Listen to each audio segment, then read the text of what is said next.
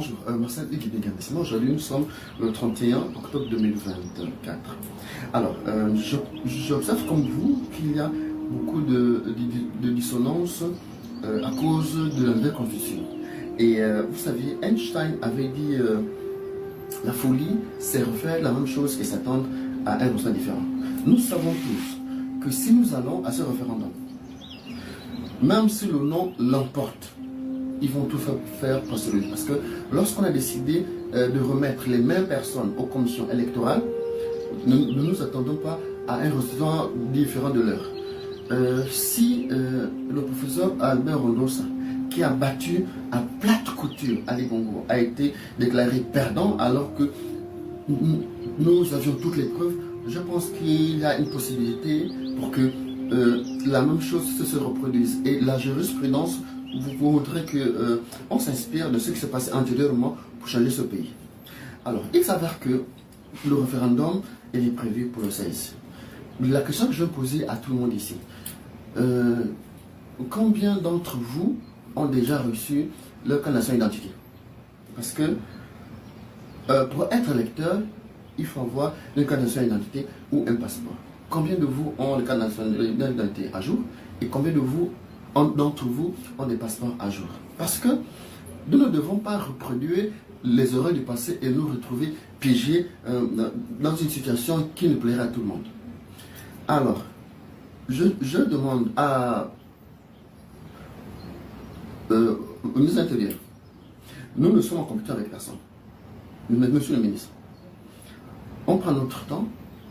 L'élection du 16, le référendum du 16 ne peut pas se faire parce que si nous voulons que ça change, il faut que les gens aient au moins leur carte nationale d'identité.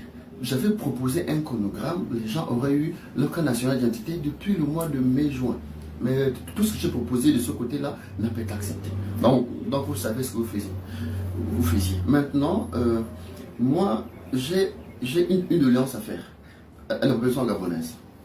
Mes chers frères et sœurs gabonais, nous sommes en train de voir ce qui va arriver. Parce que le non va l'emporter. Mais avec ce qui est mis en place, ils ont tout fait pour que les mêmes conneries se reproduisent. Alors, j'estime que nous, à notre niveau, si vous pensez qu'on peut faire une marche pacifique de contestation, donc répondez-moi en ligne que nous sommes prêts à faire une marche pacifique de contestation. On peut dire non au référendum tant qu'on n'a pas vu clair, non au référendum tant qu'on n'a pas le cas national d'identité, c'est-à-dire l'élément qui nous permet d'aller voter. Parce que le référendum, c'est un vote.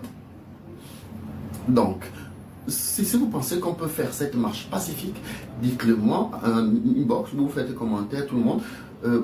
Dès que j'aurai 100, 200, 300 personnes qui sont partants pour la marche, je veux faire au nom de Gabon Transition et Développement une demande au ministère de l'Intérieur pour manifester pacifiquement.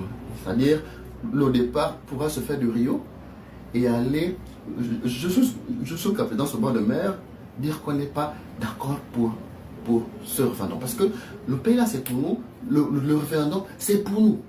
Les politiques ne vont pas changer ce pays. Ce pays-là, si nous voulons le changer, c'est ça de le changer. Parce que si nous faisons confiance aux politiques pour changer ce pays, ils ne le feront pas. Pour preuve toute simple, l'article 13 qui rentre dans le cadre de la non-vente de terrain à la communauté étrangère a été retiré dans la Constitution qui nous est soumise. Pour montrer que les sénateurs et députés qui ont été nommés là ne sont pas pour le peuple, ils sont allés pondre une loi à l'article 76 qui dit que leur mandat est renouvelable sans limitation. Parce que lorsqu'on n'a pas de durée limitation, lorsqu'on n'a pas limité la durée du mandat, 1, 2 ou 3 mandats, ça veut dire qu'ils vont se représenter ad vitam aeternam. Je pense à être opposé, quand on a la possibilité de changer ce pays, et si nous nous mobilisons, on peut faire changer les choses. Vraiment, on peut faire changer les choses. Et je pense qu'il est de notre devoir, à vous et à moi, au peuple gabonais, à ceux qui soutiennent le président en équipe. Parce que je peux vous dire qu'il est englué dans un système pas possible. Et il a fait confiance aux gens qui lui ont montré qu'ils allaient faire la même chose qu'ils ont fait à Ali Bongo. Et là, il est englué. Je pense qu'il est de notre devoir de venir en aide, de l'aider à sortir de ça. Lui, il a besoin que le peuple gabonais s'affirme. Parce que même s'il cède aux pressions internationales, aux pressions des formations qui sont autour de lui, mais nous, peuple gabonais, nous pouvons nous mobiliser pour dire que le peuple est au-dessus de ça. C'est-à-dire que le peuple soutient le président et pas leur politique. Et ça, pour le faire, je sais que Brice va écouter cette vidéo. Brice, si nous faisons cette marche, c'est pour te sauver de la situation là tu es actuellement. Nous sommes des frangins de Pog, Chaga. On a besoin que ce pays soit restauré. Et on ne veut pas restaurer ce pays-là avec cette façon de faire les choses. Même si dans le temps, tu as été englué, je pense que tu as possibilité de sortir tête haute de ça et montrer que toi, tu es un garçon. Tu es un garçon, un vrai. Pas petit, un vrai garçon. Donc, Brice, nous, on va faire une marche pacifique. S'il te plaît. On a confiance en toi. On sait que les forces de l'ordre ne nous tireront pas dessus. On sait que les forces de l'ordre veulent changer parce qu'il y en a qui veulent changer des choses dans ce pays. Brice, laisse-nous manifester. N'envoie pas les gens nous tirer dessus.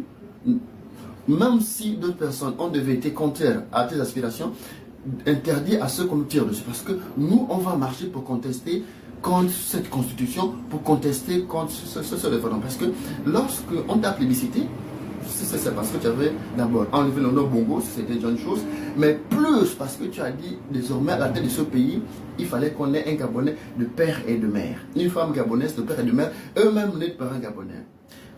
Nous ne sommes pas contre les binationaux, ce sont nos frères.